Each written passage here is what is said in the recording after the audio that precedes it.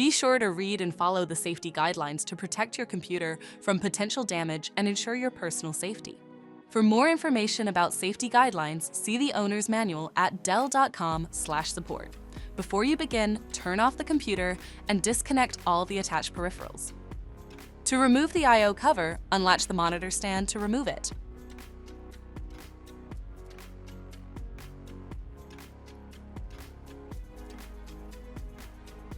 Unlatch and slide the back cover off the system.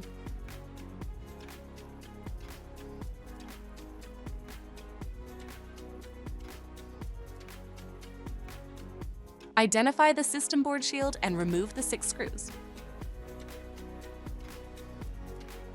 Lift the shield out of the system. Find the I/O cover and remove the 2 screws to lift it out of the system.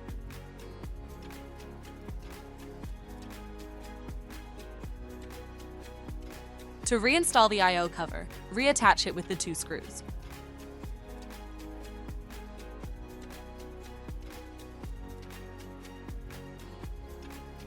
Place the system board shield back in the system and install the 6 screws. Slide the back cover on the system and relatch the monitor stand.